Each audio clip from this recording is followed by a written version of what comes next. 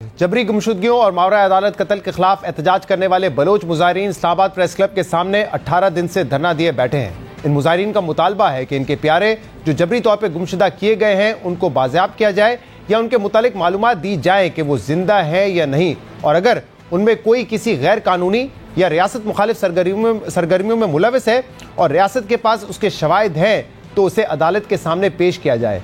इन मुतालबात के साथ इन मुजाहिरीन ने नवंबर के आखिरी हफ्ते में बलूचिस्तान के शहर तुर्बत से लॉन्ग मार्च का आगाज़ किया था, जो 20 दिसंबर की रात इस्लामाबाद पहुंचा था।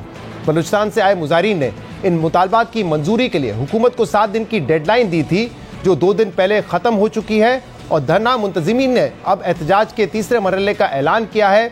बलोच यकजहती काउंसिल की रहनुमा डॉक्टर महारंग बलोच ने डेडलाइन के खात्मे पर ऐलान किया था कि वो धरने के मकाम को अब तब्दील करके अक़वाम मुत्तहिदा के दफ्तर के सामने मुंतकिल करेंगी। बलोच मुजाहिरीन के इस धरने पर इस्लामाबाद हाई कोर्ट ने पुलिस को एक्शन लेने से मना किया है और CDA इंतजामिया को मुजाहिरीन को सहूलियात देने का हुक्म भी दिया है, और सुप्रीम कोर्ट ने पुरअमन एहतजाज को जायज़ और शहरियों का हक करार दिया है। इसके अलावा निगरान हुकूमत ने मुजाहिरीन से मुज़ाकरात के लिए 3 वज़रा पर मुश्तमिल कमेटी तश्कील दी थी, लेकिन मुज़ाकरात में अभी तक कोई पेशरफ्त नहीं हो सकी है।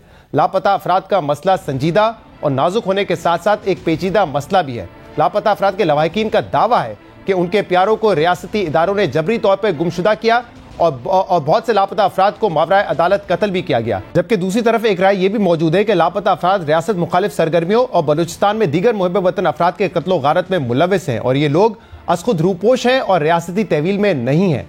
पाकिस्तान के मौजूदा निगरान वज़ीर आज़म अनवर और काकड़ का ताल्लुक भी बलूचिस्तान से है, और उनका भी ये मौक़िफ़ है कि लापता अफराद पर प्रोपेगेंडा हक़ाइक़ से मुख्तलिफ है।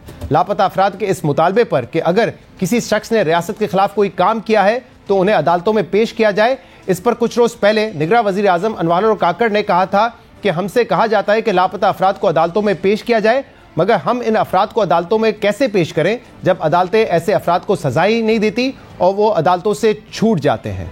नहीं पता इन लोगों को कि ये दहशतगर्द हैं, कहते हैं जी इनको अदालतों में पेश करें। 90,000 आदमी यहाँ कत्ल हो गए हैं, 9 आदमियों को कन्विक्शन नहीं हुई है। कहें ये बहुत सीधा निजाम है। किसने ठीक कोर कमांडर कॉन्फ्रेंस में इस क्रिमिनल जस्टिस सिस्टम को ठीक करना था या वापडा ने करना था?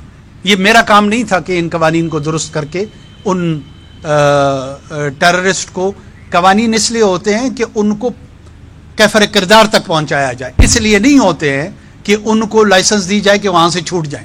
वज़ीर आज़म का शिकवा है कि अदालतें ऐसे अफराद को सजाएं नहीं देती। अगर वाकई ऐसा है तो भी इसका हल अदालती निज़ाम को बेहतर बनाने में है और ट्रायल को स्पीड अप करने में है। अदालती सुस्त रवि या सजाएं ना मिलने को किसी गैर आइनी या गैर कानूनी इक़दाम के जवाज़ के तौर पर तस्लीम नहीं किया जा सकता।